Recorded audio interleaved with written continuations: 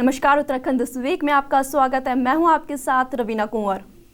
ग्रीष्मकालीन राजधानी गैरसैंण में 1 मार्च से बजट सत्र शुरू हो चुका है। राज्यपाल बेबी रानी मौर्य के अभिभाषण के साथ शुरू हुए बजट सत्र का आगाज कांग्रेसी विधायकों के बाइकआउट के साथ हुआ। महंगाई और अन्य मुद्दों को लेकर कांग्रेस विधायकों ने अभिभाषण का बहिष्कार किया। इस दौरान गैरसैंण में प्रदर्शनकारी चमोली के ग्रामीणों और पुलिस के बीच झड़प हो गई। इनमें कई लोग भी घायल हुए।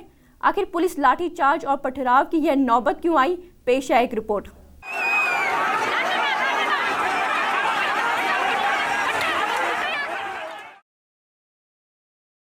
सड़क, एक अदद सड़क जो जोड़ती है गांव को शहर से, पहाड़ को मैदान से, जो पहुंचाती है पथिक को मंजिल तक, जो जोड़ती है एक राह को दूसरी राह से, 2 राहों को चौराहे में बदलती है।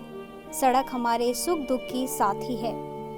सड़क ने सभ्यता, संस्कृति और सरोकारों को बदला है। सरकारें बदली हैं और इतिहास भी बदला है। सड़क पैमाना है विकास का, खुशहाली का। सड़क आम आदमी की लाइफलाइन होती है और धड़कन भी। ऐसी ही एक अदद सड़क की मांग को लेकर चमोली जिले के घाट के लगभग 54 गांव के 50,000 से अधिक लोग पिछले 3 महीनों से आंदोलन कर रहे हैं। ग्रामीणों का कहना है कि नंदप्रयाग घाट को जोड़ने वाली 19 किलोमीटर लंबी सड़क 55 साल पहले बनी थी। तब इस सड़क को महज 6 मीटर चौड़ा बनाया गया। वक्त के साथ यहाँ आबादी बढ़ी और आवागमन भी। इस सड़क से निजामुल्ला घाटी, बेदनी बुग्याल और थराली ग्वालदम जाते हैं। पिछले कई वर्षों से इस सड़क को 9 मीटर करने की मांग की जा रही है। तत्कालीन मुख्यमंत्री हरीश रावत ने इसकी घोषणा की।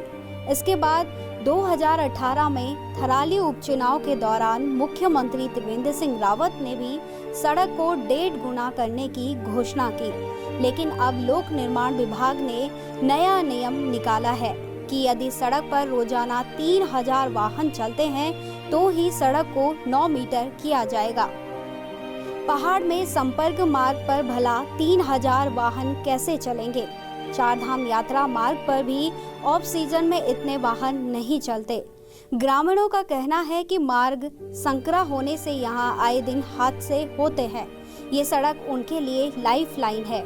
यदि सड़क को 1.5 गुना नहीं किया गया तो उनकी मुसीबतें बढ़ सकती हैं। हमें चाहिए रोड।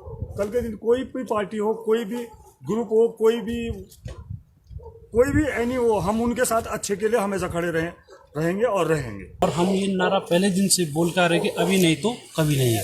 और हम ये चाहे हमें 2 महीने की जगह 4 महीना लगे, लेकिन हम फिर अपनी मांग पर डटे रहेंगे।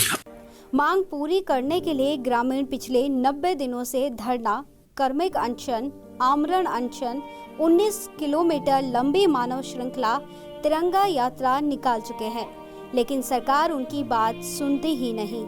तो ग्रामीणों ने अपनी आवाज सत्ता तक पहुंचाने के लिए गैरसैंण में बजट सत्र को चुना।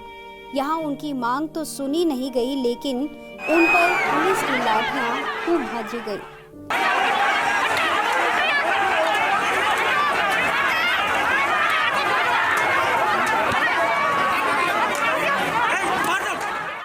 मुख्यमंत्री त्रिवेंद्र सिंह रावत ने इसके मजिस्ट्रेटी जांच के आदेश दिए हैं।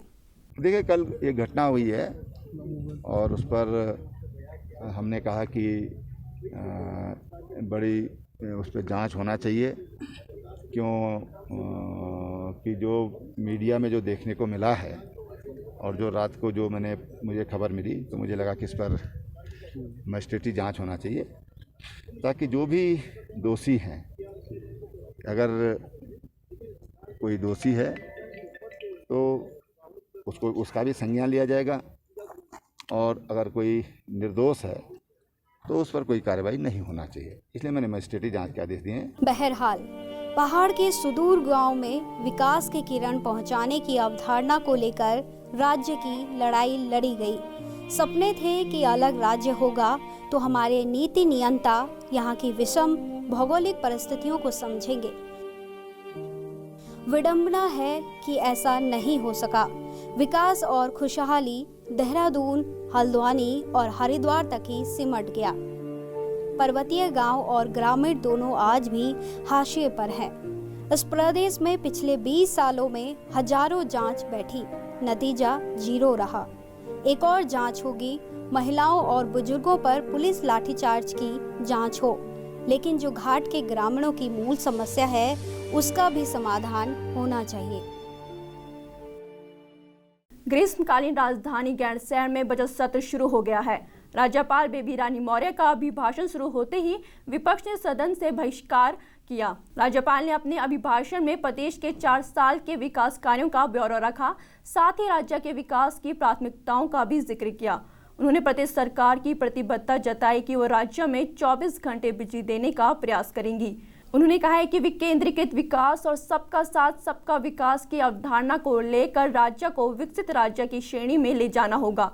राज्यपाल ने अपने अभिभाषण में बताया कि स्थायी भावों पर राज्य की विकास दर 4.2% है, जबकि अनुमानित प्रति व्यक्ति 2,02,895 रुपये है। सदन में बजट सत्र के विभिन्न मुद्दों पर चर्चा हो रही है। आज के लिए इतना ही। उत्तराखंड दिस वीक में अगली बार नए मुद्दों के साथ हाजिर होंगे। नमस्कार।